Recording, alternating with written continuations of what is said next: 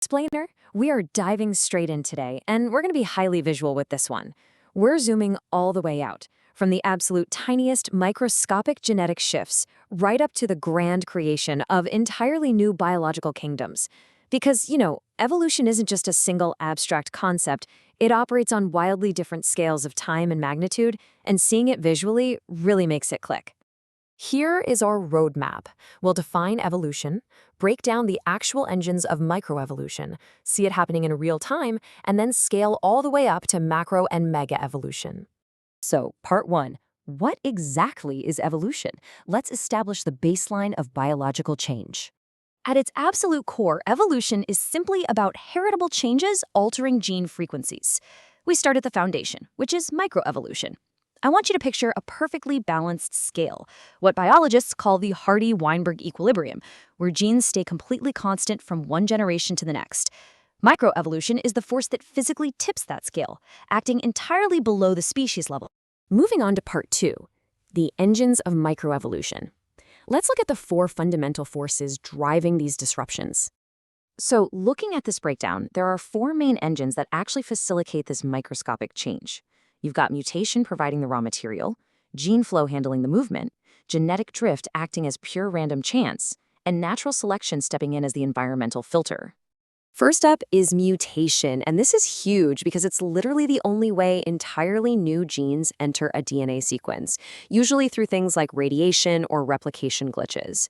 Now, as generations pass, these brand new genes are going to take one of 3 paths. They can be advantageous and give the organism an edge, they can be totally neutral, or they can be deleterious and eventually get weeded out by nature. Engine number 2 is gene flow. If you think of populations as little genetic islands, physical migration, moving in or out, literally transports these genetic characteristics to alter the gene pool. And what's wild is that this flow happens across massive geographic barriers. We're talking oceans, mountain ranges, or even man-made obstacles like the Great Wall of China. Then we have engine number 3, genetic drift, which is basically all about random chance. Picture a rapid environmental shift, say an earthquake or a massive flood. This acts as a severe bottleneck, physically restricting genetic diversity. The few survivors that happened to slip through the narrow neck of this funnel, they do so by pure dumb luck, and that leaves the rebounding population with drastically reduced diversity. In stark contrast to that, we have the founder effect. This happens when a tiny, isolated sample drifts away from the mainland to a brand new environment, like an untouched island. Because this founder group is so incredibly small, its starting gene pool is vastly skewed from the original population, and that sets the stage for some really rapid genetic divergence. Our final engine is selection, and it actually comes in 2 distinct flavors. Natural selection is all about survival fitness, nature filtering for individuals with adaptive variations. But sexual selection, that is purely about mating fitness. Mating chances are not equal.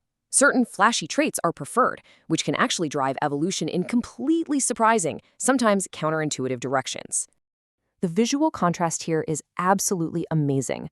On one side, you have the harsh physical gorge of natural survival, only the fittest variations actually make it across that environmental gap.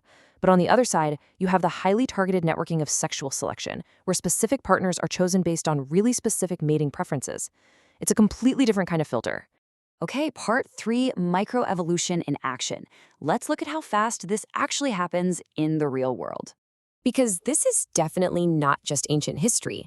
Take the house sparrows, introduced to North America back in 1852. In just over a single century, they physically adapted to vastly different climates.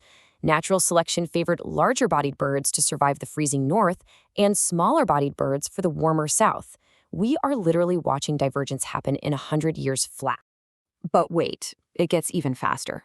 While evolution is fundamentally a random stochastic process, human activities have radically accelerated the timeline. Every single time we use antibiotics or pesticides, we are placing extreme chemical pressure on pathogens and pests. The result? Well, we accidentally wipe out the weak and allow the tolerant survivors to absolutely flourish, which creates entirely resistant populations in mere months. Imagine bacteria in a petri dish hit with penicillin. The chemical treatment acts as this brutal filter, instantly wiping out the massive population of susceptible microbes. But those few variants with the genetic makeup to tolerate the chemical, they survive. And suddenly they have zero competition, allowing them to multiply into a completely resistant, terrifyingly resilient new population right before our eyes. Let's scale things up in part 4, macroevolution.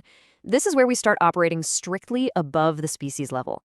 So how do we actually scale up to entirely new genera or families? It happens through a mechanism called adaptive radiation, which works in 4 distinct steps. First, a small population enters a brand new adaptive zone. Second, they find minimal competition and a lack of predators. Third, they disperse, rushing to claim every available ecological niche. And fourth, diverse pressures force them to independently mutate in wildly different directions. You can practically see it happening. Watch how a single original group scatters across a new environment. By the time they settle into their respective niches, directional evolution fully takes over. Diverse pressures force them to independently accumulate mutations until they become entirely distinct, uniquely adapted groups. From one comes many. It's an incredible process. Finally, part 5, the grand scope, mega-evolution. These are the transformative epochal shifts. Mega-evolution is the grandest scale of all. It's the emergence of completely novel biological organization, entirely new classes and phyla. Think of the massive structural leaps we see in deep time. Vertebrate fishes transitioning out of the water to become amphibians, reptiles breaking ties to the water entirely, and eventually radiating into the brand new blueprints of birds and mammals. These shifts are exceptionally rare, but their impact is absolutely permanent. To summarize our whole journey, just look at how biological life shifts and scales. We start at the bottom with microevolution, shifting tiny allele frequencies to change the body size of a sparrow. Then we scale up to macroevolution, using adaptive radiation to forge entirely new families with, say, diverse beak shapes. And finally, we reach the supreme biological organization of mega-evolution, where transformative structural leaps literally move life from the oceans to the land. And I'll leave you with this final, provocative thought. We've just seen the undeniable proof of how incredibly fast selection happens under pressure. Based on the radical speeds of selection human activities are causing across the globe right now, what is the next epochal shift going to look like? Are we forcing a new mega-evolutionary leap or a devastating mass extinction? And more importantly, will we even be here to see it? Thanks for joining me for this explainer.